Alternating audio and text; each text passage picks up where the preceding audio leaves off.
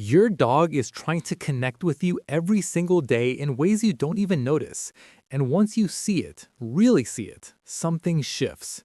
You stop thinking of your dog as just a pet, and you start realizing you've been living with a mind that has been quietly reaching for you this entire time. Most people believe they're giving their dog a good life. Food on time, daily walks, toys, a place to sleep. That should be enough, right? It's not, because what your dog actually needs isn't just care, it's understanding. And the gap between those two things is where most relationships slowly fall apart without anyone realizing it. Stay with me until the end, because the final moment we're going to talk about is the one that reveals everything your dog truly feels about you. Welcome back.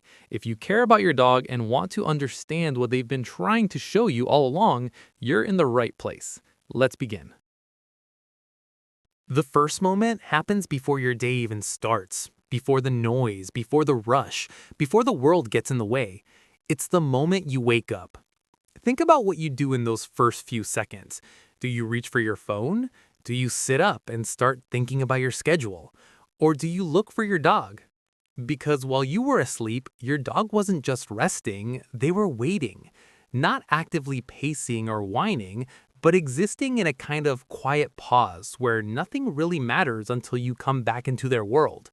You are not just part of their routine, you are the center of it. And when the first thing you give your attention to is something else, something small happens inside them. It's not dramatic, it's not visible, but it's real. When you instead choose to acknowledge them first, even for a few seconds, something else happens. Their body softens, their energy settles. It tells them, without words, that they belong in your world in a way that is secure and certain. That feeling carries into everything else they do that day. Now, let's talk about something most people rush through without realizing its importance: the walk. Not the distance, not the speed, the experience. When your dog stops and lowers their head to the ground, you might think they're being stubborn or distracted, but they're not wandering, they're gathering information. Imagine walking through a city where every wall, every sidewalk, every corner holds messages left behind by others. That's what your dog is experiencing through scent. Every pause is a moment of understanding. Every sniff is a layer of context about the world around them. When you pull them away too quickly, you're not just moving them along, you're interrupting their ability to process their environment. But when you slow down and let them explore, something changes. The walk becomes theirs. And when your dog feels that their way of experiencing the world is respected, they start to trust that you're not just leading them, you're with them. That shift is subtle, but it builds something powerful over time. There's another layer to connection that almost no one pays enough attention to: your voice. Not what you say, but how you say it. Your dog doesn't need language the way you do. They're not analyzing your words. They're reading your tone, your rhythm, your intention. Think about the difference between calling their name absent-mindedly and saying it with warmth. To you, it might feel small. To them, it's everything. Your voice has the ability to either calm their entire system or keep it on edge. When you speak gently, consistently, with presence, you become a signal of safety in their world. And safety is what allows them to relax, to trust, to be fully themselves. If your voice is unpredictable, distant, or only used for commands, they never quite settle. They stay slightly alert, slightly unsure. And that uncertainty builds over time in ways that show up later as behavior problems. People don't connect back to this simple thing.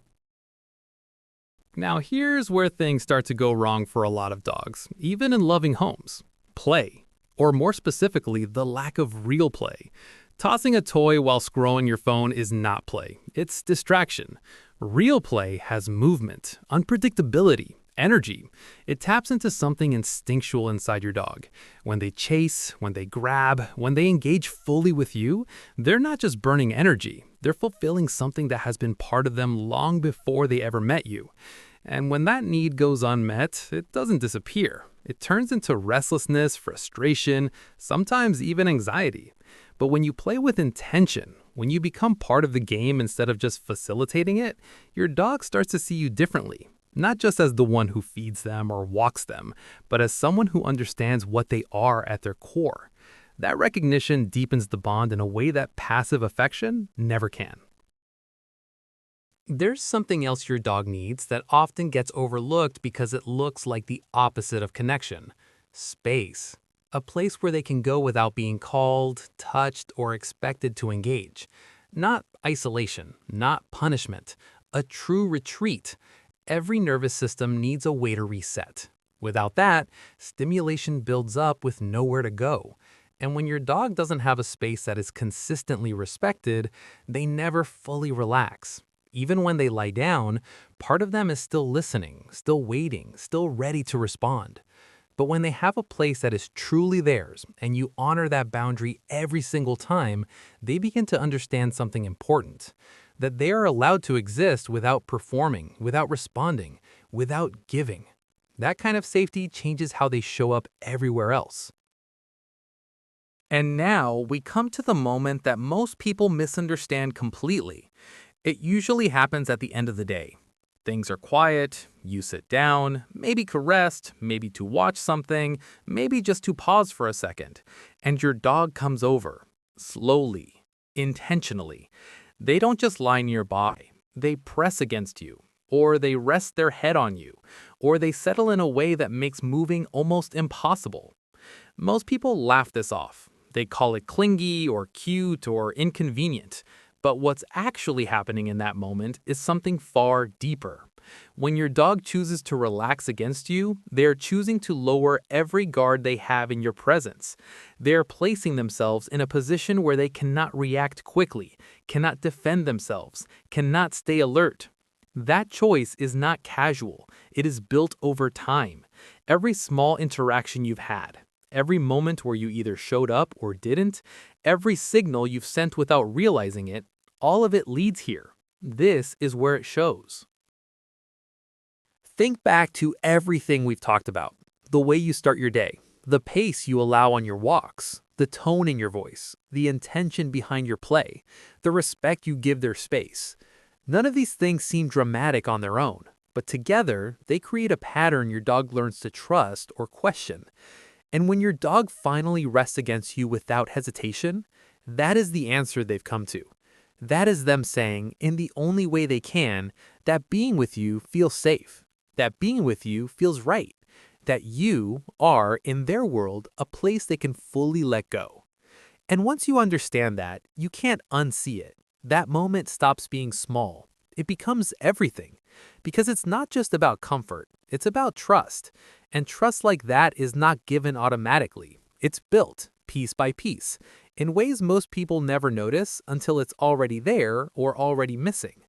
If this made you see your dog differently, share it with someone who needs to hear it. And if you want to keep learning how to understand the animal that chose to spend their entire life with you, stay here, because there is always more beneath the surface than most people ever take the time to see.